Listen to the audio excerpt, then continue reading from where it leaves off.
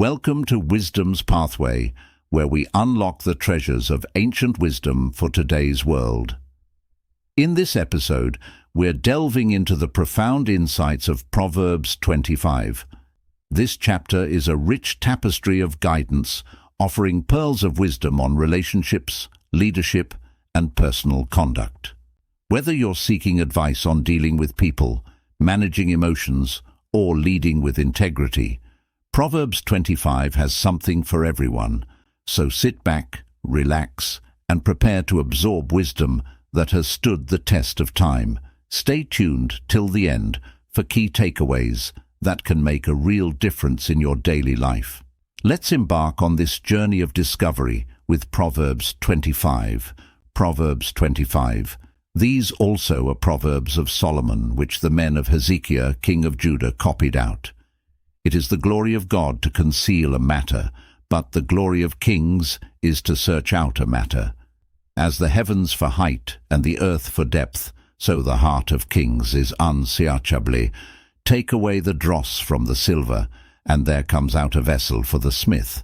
Take away the wicked from before the king, and his throne will be established in righteousness.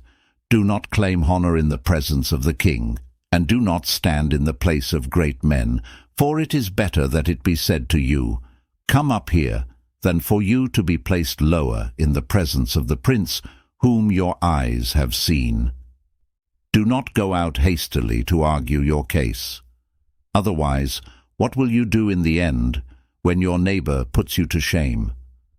Argue your case with your neighbor, and do not reveal the secret of another, lest he who hears it reproach you, and the evil report about you not pass away. Like apples of gold in settings of silver is a word spoken in right circumstances. Like an earring of gold and an ornament of fine gold is a wise reprover to a listening ear.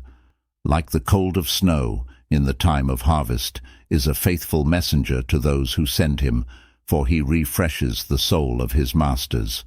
Like clouds and wind without rain is a man who boasts of his gifts falsely. By patience a ruler may be persuaded, and a soft tongue breaks the bone. Have you found honey? Eat only what you need, lest you have it in excess and vomit it. Let your foot rarely be in your neighbor's house, lest he become weary of you and hate you. Like a club and a sword and a sharp arrow is a man who bears false witness against his neighbor. Like a bad tooth and an unsteady foot is confidence in a faithless man in time of trouble. Like one who takes off a garment on a cold day, or like vinegar on soda, is he who sings songs to a troubled heart.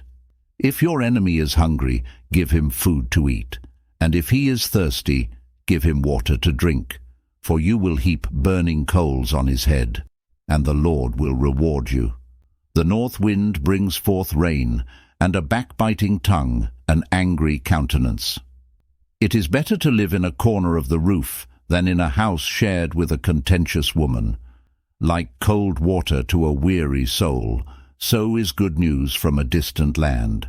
Like a trampled spring and a polluted well is a righteous man who gives way before the wicked. It is not good to eat much honey, nor is it glory to search out one's own glory. Like a city that is broken into and without walls is a man who has no control over his spirit.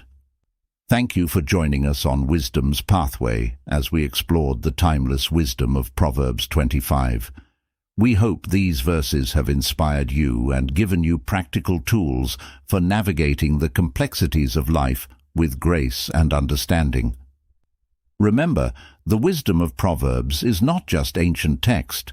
It's a living guide that can transform our daily lives.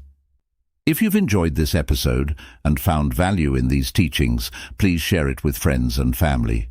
Your support by liking, sharing, and subscribing helps us bring more of this wisdom to a wider audience. We'd love to hear how these proverbs resonate with you, so please leave your thoughts in the comments below.